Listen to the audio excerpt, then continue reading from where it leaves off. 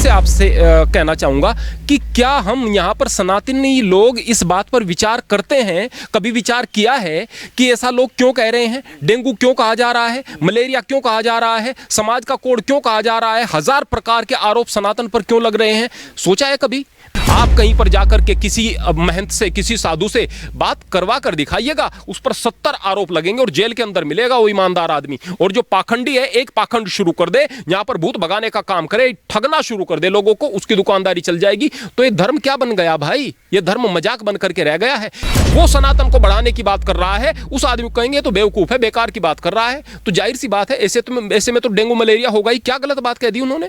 तो आज जो बयान आया है वह इतना महत्वपूर्ण क्यों हो गया, या फिर आज ही हम जागे, इससे पहले हम क्यों नहीं जाग रहे थे? मेरा सवाल यह है आपसे, आप मुझे बताइएगा कि आज आप इतना तूल क्यों दे रहे हैं? क्या इसलिए क्यों मुख्यमंत्री के बेटे ने वो बात कही है? आनंद स्वामी जी, बहुत बहुत स्वागत है आपका न्यूज़ 31 इंडिया पर। आपका भी मंदिर में स्वागत है प्रियवर। आनंद स्वामी जी, क्या लगता है आपको, जिस तरीके से बयान दिया गया है उदयनिधि स्टैलिन द्वारा, कैसे देख रहे हैं आप उसको? देखिएगा प्रियवर, वो कोई अस्वाभाविक बात नहीं है।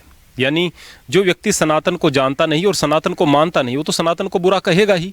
और देश में स्वतंत्रता है, वह बोल सकता है, तो उसने बोल दिया। इसमें क्या दिक्कत की बात है?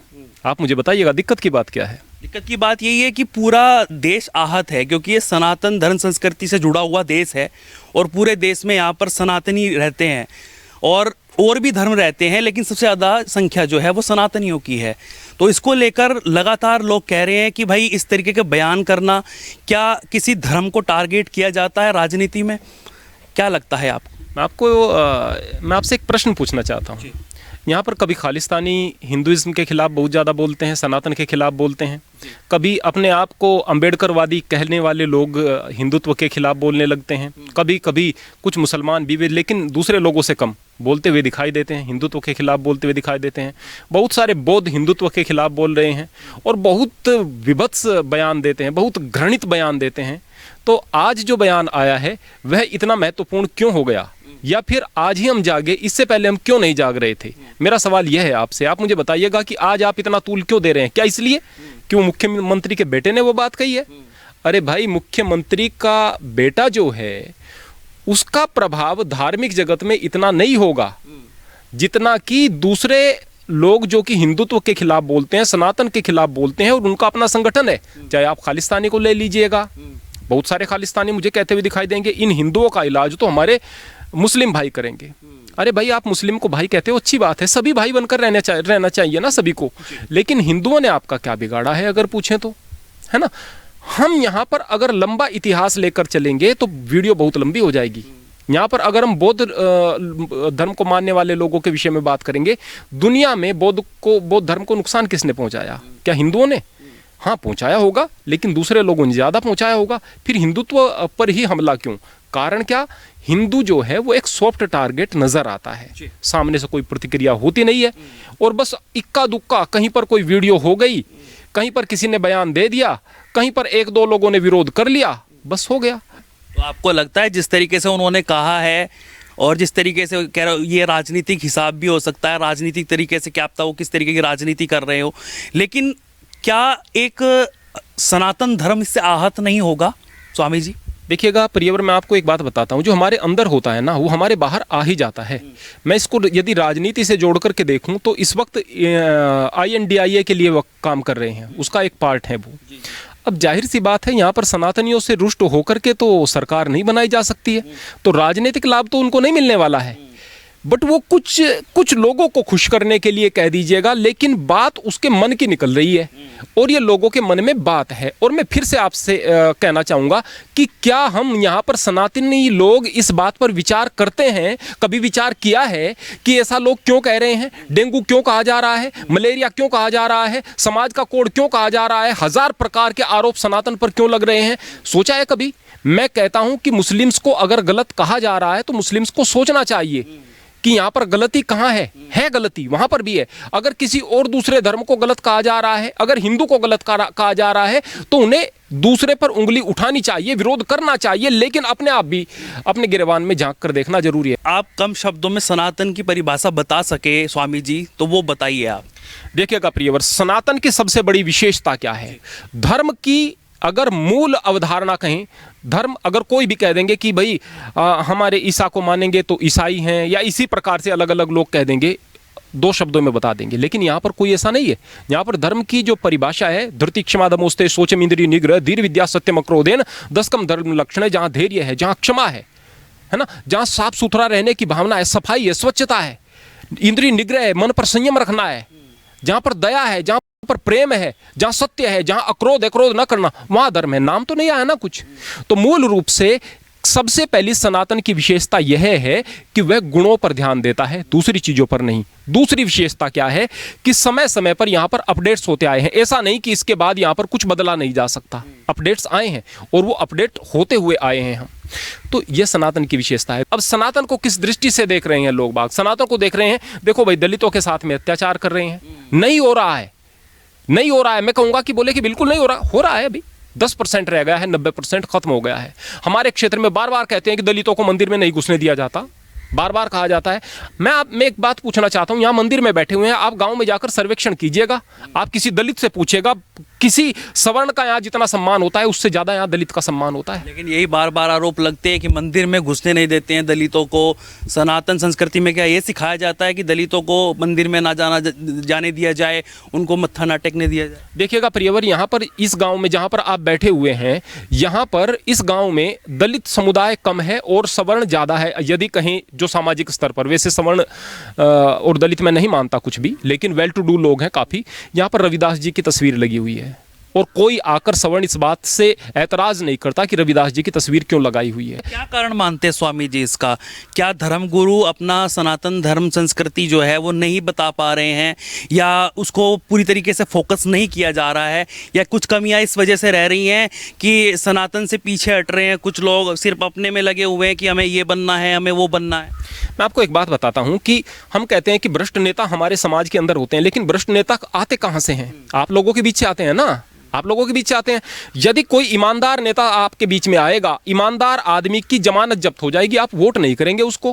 कि YouTube पर अगर सर्च किया जाता है ना कि एक रात सीता माता क्यों रही लक्ष्मण के साथ, अब कितनी गंदी बात, कितनी गंदी बात। इसके अलावा कि द्रौपदी का अवैध संबंध था भगवान कृष्ण से, कितनी गंदी बात, कितनी चिचोरी बातें। ब्रह्मा जी ने क्यों किया अपनी पुत्री का बलात्कार, कितनी गंदी बातें। ये हिंदू देख रहे हैं, हिंदू देख रहे हैं। आप बताइएगा उन्हें श्रीमद् भगवत गीता की, मैंने अपने चैनल पर श्रीमद् भगवत गीता के उपदेश को बिल्कुल सरल करके, इतना सरल करके, मैं शर्त देता हूं कोई व्यक्ति समझे बगैर ना रहे, अपलोड किया। जितनी बार किया उतना चैनल पीछे चला गया। लोगों ने केवल उसको नहीं देखा जहां पर श्रीमद् भगवत गीता लिखा गया, जहां पर ये चीजें हैं उन चीजों को देख रहे हैं। तो फिर वास्तव में इसको गंदगी क्यों नहीं कहा जाएगा भाई? आप लोगों को अवैज्ञानिक चीजें बताते रहेंगे, मंच से बताएंगे, धार्मिक मंचों से बताएंगे, गंदगी को आप तलाश करते रहेंगे तो निश्चित रूप से धर्म मजाक बन करके रह जाएगा, धर्म का गंदा चेहरा सामने आएगा। अगर आप खजुराहों के मंदिर में जाएंगे जहां पर काम वासना से भरी हुई तस्वीरें, नहीं कहूंगा बाकायदा काम क्रीड़ा में तस्वीरें हैं, तो आप क्या तर्क देंगे? आप तर्क देंगे अरे इसके पीछे एक रहस्य है, यहां पर बच्चों को नहीं जाने दिया जाता था, वयस्क को जाने दिया जाता था, उनको ज्ञान। अरे कौन सा ज्ञान? ये पशु पक्षी सीख लेते हैं अपने आप इस ज्ञान को। अरे एक राजा ने गलती की और वो गलत कार्य किया, उसका सभी हिंदू लोग मिलकर के विरोध करो ना, उसको धर्म का हिस्सा क्यों बनाते हो? तो ये डेंगू मलेरिया क्यों नहीं लगेगा? जो गंदगी है वो हम परोस रहे हैं और धर्म का ज्ञान हम परोस नहीं रहे, धर्म की बात हम कहीं कर नहीं रहे। दिक्कत की बात यह है। और धर्म की बात जो कोई करता है उसकी हालत खराब होगी, और डेफिनेटली मैं शर्त रखता हूं कोई करके देखे। यहां पर अगर हम बैठे हुए हैं इसलिए क्योंकि हमारे खेत के कोने में मंदिर है, इसलिए बैठे हुए हैं। आप कहीं पर जाकर के किसी महंत से, किसी साधु से बात करवा कर दिखाइएगा, उस पर 70 आरोप लगेंगे और जेल के अंदर मिलेगा वो ईमानदार आदमी। और जो पाखंडी है, एक पाखंड शुरू कर दे, यहां पर भूत भगाने का काम करे, ठगना शुरू कर दे लोगों को, उसकी दुकानदारी चल जाएगी। तो ये धर्म क्या बन गया भाई? ये धर्म मजाक बन करके रह गया है। एक आदमी जो मुसलमानों को गाली देना शुरू कर देगा, कहेंगे ये है हिंदूवादी। एक आदमी ये कहेगा भाई सनातन को जानो, इसकी शिक्षाओं को जानो, इसकी महानता को जानो, यहाँ के योग को जानो, यहाँ के आयुर्वेद को जानो, यहाँ के विज्ञान को जानो, इसको गहराई से समझो, वो सनातन को बढ़ाने की बात कर रहा है। उस आदमी को कहेंगे तो बेवकूफ है, बेकार की बात कर रहा है। तो जाहिर सी बात है ऐसे में तो डेंगू मलेरिया होगा ही। क्या गलत बात कह दी उन्होंने? डेफिनेटली आप लोगों की खता है, समाज की खता है, प्रचारकों की खता बाद में है, समाज की खता है, जो मूर्खों को आप लोग सर पे बैठाते हो और कल पता चलता है कि बलात्कारी निकल गया, कल पता, अरे मूर्ख तो वो था ही, मूर्ख आप भी थे जो आप अपने बच्चों को ऐसे लोगों के पास में भेज रहे थे। और डेफिनेटली इस तरह की चीजें चलती रहेंगी और अगर ये चीजें चलती रही तो ज्यादा दिन तक ये खेल चलने वाला नहीं है। यहां पर गदर फिल्म का विरोध सिखों ने, बहुत सारे सिखों ने केवल इसलिए किया, जबकि सिखों की तो वहां पर बड़ाई दिखाई गई, इसलिए किया कि हिंदुत्व के साथ में जोड़ दिया गया था, इसलिए विरोध किया। वो कह रहे हैं हम तो हिंदू हो ही नहीं सकते हैं। यहाँ पर और दूसरे बहुत सारे लोग हैं, यहाँ पर रामपाल जी महाराज हैं, बोले कबीर ही भगवान है, उस चीज को मान करके खड़े हो गए। आज एक बहुत बड़ा धर्म बनने वाला है, एक सत्संग अगर कोई चल जाता है जहां पर न गाय से जुड़ेंगे, न गायत्री से जुड़ेंगे, न वेद से जुड़ेंगे, न उपनिषद से जुड़ेंगे, न धर्म ग्रंथों की कोई बात होगी, न सनातन की पूजा पद्धति होगी, एक बड़ा समूह बन जाएगा। आज वो अपने आप को हिंदू कह रहे हैं, आने वाले समय में डेफिनेटली एक नया धर्म बन जाएगा, आप फिर से खत्म हो जाएंगे। क्या जरूरत है इस तरह के लोगों के बयान की? आप तो खुद ब खुद खत्म हो रहे हैं ना भाई। तो स्वामी जी क्या लगता है, जिस तरीके से राजनेता होते हैं और वो इस तरीके की टिप्पणी करते हैं, जितने भी विपक्ष की नेताओं की अगर अब बात करी जाए, चाहे वो मुख्यमंत्री बिहार के हो, चाहे वो आपकी MK स्टैलिन के बेटे की बात हो, या जितने भी विपक्षी दल हैं, वो इस तरीके की बातें क्यों कहते हैं? आखिरकार ये क्यों कहा जाता है कि बीजेपी जो है वो धर्म को साथ लेकर चल रही है? क्या आपको भी लगता है ऐसा? देखिएगा, अक्सर इस देश में ऐसा होता है कि यदि आप मुस्लिम को साथ में लेकर के चल रहे हैं, मुस्लिम के लिए बात कर रहे हैं, तो फिर आप जो है धर्मनिरपेक्ष हैं। अगर आप हिंदू को साथ लेकर चलने लग गए तो फिर आप कट्टरवादी हो जाते हैं। ये होता है। अगर आपको सेकुलर दिखना है तो सेकुलर दिखने के लिए आपको हिंदू को गाली देना जरूरी है। सेकुलर दिखने के लिए ये नहीं कि भाई मुस्लिम आपका भी सम्मान है, भाई सिख आपका भी सम्मान है, ईसाई भाइयों आपका भी सम्मान है और हम भी अपने सम्मान के साथ में चलेंगे, चलो देश की बात करते हैं। ये सेकुलरिज्म नहीं है।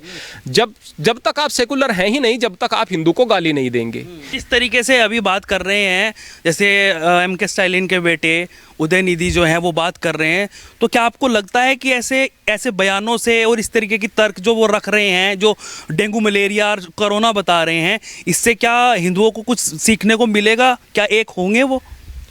देखिएगा, इससे बिल्कुल कुछ नहीं होगा, क्योंकि ऐसे बयान एक नहीं है, ऐसे बयान कितने सारे मिल जाएंगे।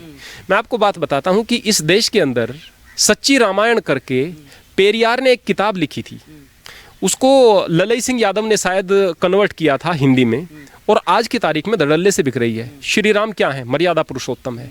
जिसको वेद नहीं पढ़ना है, वेद की बात को जानना है, तो श्री राम के जीवन चरित्र को देख सकता है। हाँ, बहुत सारी चीज़ें उसमें जोड़ दी गई हैं बाद में रामायण में, जिससे मैं इत्तेफाक नहीं करता, लेकिन राम क्या है? राम आदर्श हैं। और राम को क्या दिखाया गया? दुष्चरित्र दिखाया गया, है ना।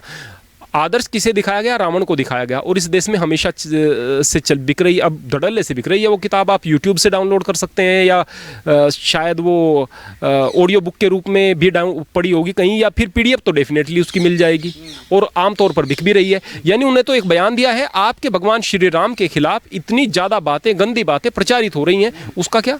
मेरा कहने का मतलब ये है कि ज़्यादा लोग देख रहे हैं, सुन रहे हैं, धड़ाके से सुन रहे हैं, न केवल सुन रहे हैं, गाली दे रहे हैं, भगवान श्री राम को गाली दे रहे हैं, आपकी पूजा पद्धति को गाली दे रहे हैं। देखिए, हमारे साथ में आनंद स्वामी जी मौजूद थे और इन्होंने अपनी बात रखी है, जिस तरीके से सनातन संस्कृति को भी इन्होंने पूरे तरीके से समझाया है। और बात करें अगर हम MK स्टैलिन के बेटे उदयनिधि की, तो जो डेंगू मलेरिया और कोरोना बता रहे हैं, उसका भी पूरी तरीके से उन्होंने बताया है कि आखिरकार जिस तरीके से हमारे सनातन संस्कृति में कहीं ना कहीं फूट है, जहाँ पर जातिवाद है, और जहाँ पर जिस तरीके से अगर हम बात करें पूरे प्रकरण की, तो उस पर कहीं ना कहीं एक सोच का विषय है। हमारे सनातनियों को देखना चाहिए, समझना चाहिए, और पाखंडियों को भी समझना चाहिए, और जो एक्चुअल में जो हमारे सनातन का ज्ञान दे रहे हैं उनको भी देखना और पढ़ना चाहिए। इस वीडियो में फिलहाल इतना ही।